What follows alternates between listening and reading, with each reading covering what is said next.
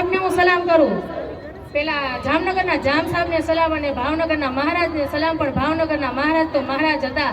એક નાનકડો એવો 5 મિનિટમાં હું તમને ઝવેરચંદ મેઘાણી લીધેલ એક પ્રસંગ હું કહું છું કે ભાવનગરના મહારાજ હતા.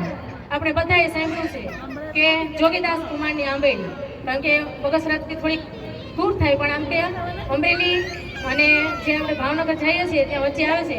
તો આ જે મારે આજ તમને વાત કરવી છે કે ભાવનગર જે હતું એના મહારાજ હતા, એનો કેવો એનો સ્વભાવ, એની ખુમારી, એની દાતારી. તો એક સાવર અને કુંડલા બે ગામ તમે સાંભળ્યું છે, નાવલી નદીને કિનારે સાવર અને કુંડલા નામના બે ગામ છે.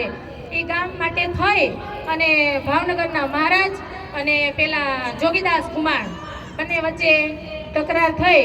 જોગીદાસ ખુમાણ આજા ખુમાણનો દીકરો બારવટીએ ચડ્યો, બારવટે ચડ્યો, બે ભાઈ બારવટે છે બને છે. એવું કે ગામ માટે થઈ, ગરાસ માટે થઈને બારવટે ચડ્યા છે.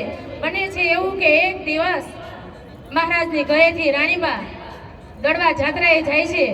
ત્યારે કોઈ રગડા નામના યુવાને આવી અને જે વગડાની અંદર છીપર ઉપર બેઠેલા જોગીદાસ ખુમારને એમ કીધું કે આજે બરાબરનો સમય છે, મહારાણીબા બંને કુંવરને લઈ અને દડવાની જાત્રાએ જાય છે, ત્યારે ચાલ આપણે આજે એને બે કુંવરને પતાવી દઈએ. ત્યારે ખૂબ ગુસ્સે થાય છે, ધણધણી ઉઠે છે જોગીદાસ ખુમાર કે વેર તો મારા ભાવનગરના મહારાજ સાથે છે, એમાં કુંવરને હું શું કરું. ત્યારે રગડાને ત્યાંથી તકેડી મૂકે છે.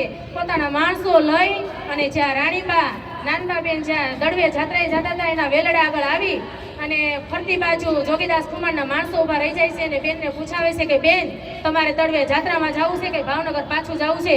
ત્યારે રાણીબા એમ કહે છે કે મારે હવે દડવે જાત્રા નથી જવું, મારે મારા પોતાના રાજમાં ભાવનગર પાછું જવું છે. ત્યારે જોગીદાસ ખુમાર એમ કહે છે કે તમે જરાય ડરતા નહીં, મારું જે આખું બારવટિયાનું ટોળું છે, મારા જે માણસો છે, મારા જે સાથીદારો છે એ તમને ભાવનગર સહી સલામત પહોંચાડી દેશે. મિત્રો વાત એ છે કે આ દુશ્મન છે. કેટલો રાણીબાબાએ એની ઉપર વિશ્વાસ મૂક્યો છે કે જોગીદાસ ખુમાર એમ કહે છે કે હું તમને ભાવનગરની પાસે છોડી જાઉં. ત્યારે બન્યું એવું કે બાના ખોળામાં બંને કુંવર રમતા હતા, દાદભા ને નાગભા. ત્યારે એને કજિયો કરે છે, આગળ જોગીદાસ ખુમારનો ઘોડો ચાલ્યો જાય છે. જોગીદાસને સંભળાય છે કે અવાજ શેનો આવે છે. ત્યારે કહે છે કે કુંવરે કજિયો કર્યો છે, શેના માટે? એ એમ કહે છે કે મારે જોગીદાસ મામાના ખોળામાં બેસવું છે, આવો કજિયો કર્યો છે.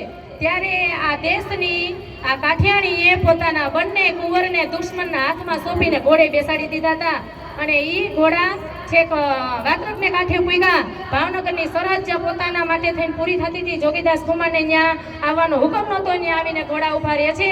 ત્યારે એમ કહે છે કે બંને કુંવર હરણાની જેમ ઠેકડા મારતા મા પાસે જઈ અને ઉભા રહે છે ને ત્યારે એક ક્ષત્રિયાણી એમ ગર્વ કરે છે કે આ જો તને તારી ખુમારીને કે ધનસે વાહ જોગીદાસ ખુમાણ કે મારા તમે કુંવરને કે સહી સલામત હાચવા રાખ્યા અને મારી પાસે પહોંચાડ્યા. કારણ કે ત્યારે જોગીદાસ ખુમાણ એમ કહેતા હતા કે મારે ભાવનગરના મહારાજના ફૂલડાની સુગંધ લેવી છે. બંને કુંવરને રમાડ્યા, બંને કુંવર ઘોડેથી ઉતરીને માતાજી પાસે ગયા. ત્યારે પોતાનું સૈન્ય જે ન્યાજ છે એવા સમયમાં જોગીદાસ ખુમાણ ઘોડો લઈને તબાકધમ કરતો બહાર નીકળી જાય છે, પાછો વગડામાં જતો રહે છે.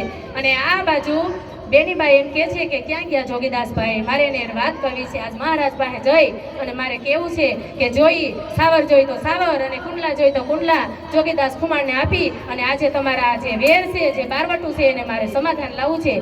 ત્યારે એક માણસ જોગીદાસ પાસે જાય છે કે ઉભા રહ્યો ભાઈ, ઉભા રહ્યો.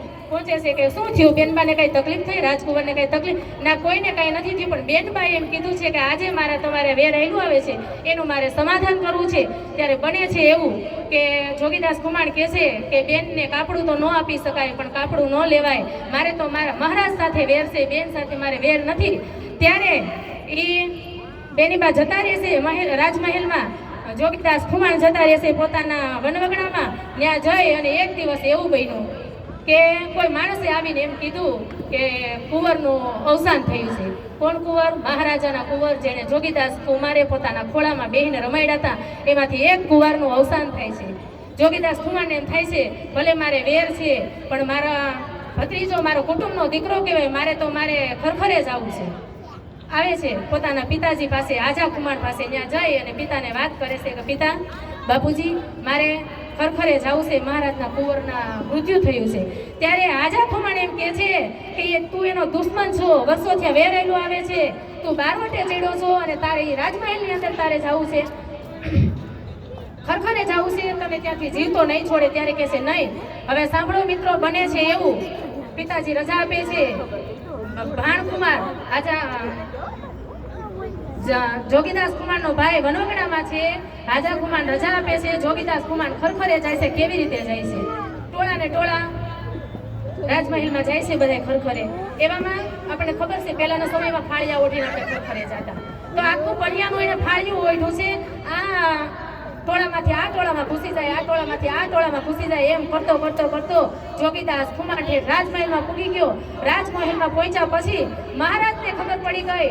માણસો બધા જોવા માંડ્યા કે ઘણા માણસો ખરખરે આવે છે, જાય છે, કે છે બાપા હશે કુંવરની આયુષ્ય જ ઓછી હશે, આવું થઈ ગયું, એવું આશ્વાસન આપે છે. ને આજે મહારાજા કળશો લઈને ઉભા થયા. કોણ એવું કિંમતી માણ આવ્યું છે? જોગીદાસ કુમાર તો ફાળ્યું ઓઢ્યું છે. ત્યારે જઈ અને જોગીદાસ કુમારની પાસે બેહી ભાવનગરના મહારાજ એમ કે છે, છાનો રહી જા કુંવર, જોગા છાનો રહી જા. કુંવરની તો આયુષ્ય જેટલી હશે. ત્યારે જોગીદાસ કુમાર રૂવાડા ઉભા થઈ ગયા કે મેં ફાળ્યું ઓઢ્યું છે ને મહારાજ તમે મને ઓળખી ગયા. અરે ભલા માણા 500 માણાના પડકારામાં તારો હાકલો ઓળખી શકતો હોય તો આ તારું રુદનનું ઓળખી શકતું? આમ કહી ખરખરો કરી પૂરું કરી અને જાય છે પાછો.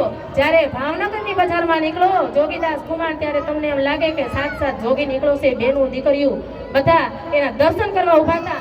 બીજું જોગીદાસ કુમાર ના બારવટા ઉપર બેનું દીકરીઓને એટલા વિશ્વાસ હતા. 12 18 વર્ષની દીકરીઓ વનવગડામાં એકલા ઢોરા ચારે એને કોઈની બીક નહોતી. એમ ગર્વ લઈને કહેતી હતી કે અમારે કઈ જોગીદાસ કુમારના બારવટા છે, કોની તાકાત છે તો અમારી સામે ઊંચી આંખ કરી શકે.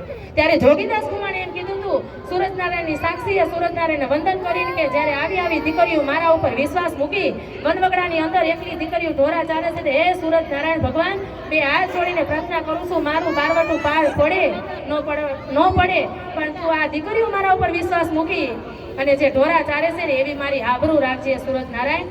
ત્યારે જોગીદાસ કુમાર પાછો વનવગડામાં જાય છે. ત્યારે મહારાજા એમ કહે છે કે મારે હવે આ સાવર જોઈ તો સાવર ને કુંડલા જોઈ તો કુંડલા જોગીદાસ કુમારને આપી અને મારે બારવટ પાર પાડવું છે. ત્યારે વચ્ચે એવી ઘટના ઘટે છે કે જોગીદાસ કુમારના પિતાનું મૃત્યુ થાય છે. આજા કુમારનું મૃત્યુ થયું. 18 પાદરનો ધણી મહારાજ, ભાવનગરનો મહારાજ એના પિતાનું હરવણું કરવા નાવલી નદીને કિનારે ઉભો છે. આ બાજુથી બે ભાઈઓને બોલાવ્યા છે. ત્યારે પૂછે છે એકાબીજા કે જોઈ છે મહારાજ આવ્યા છે કે નહીં? ત્યારે કોઈ માણસ આવીને એમ કીધું મહારાજ આવ્યા છે. વાલા જોગી, એ તો તારા બાપનું હરવણું કરવા નાવલી નદીને કિનારે ઉભો છે. વિચાર કરો, 18 પાદરના ધણીએ તેથી મુંડન કરાવી અને એના પિતાનું સરવણું કર્યું.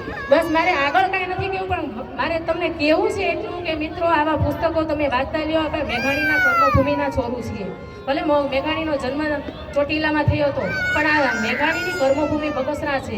મેઘાણીએ કેટલા એવા સોરઠી બારવટિયા સૌરાષ્ટ્રની રસદાર કેવા પુસ્તકો કેવી કથા. બસ આપણે ફોન ટીવી ભલે હું એવું નથી કહેતી હું ટીવી નથી જોતી, હું ફોન નથી જોતી, પણ જે આપણે જોવાનું છે ફોનમાંય સારું છે, ટીવીમાંય સારું છે. આપણે જોવાનું છે, શીખવાનું છે, શીખીએ.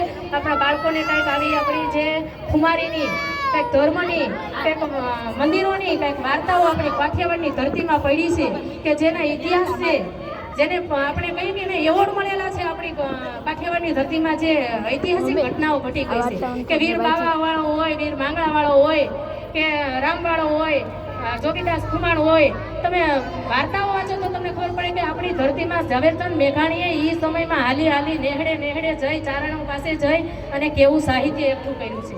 બસ આગળ કાંઈ નથી કહેતી. Thank you.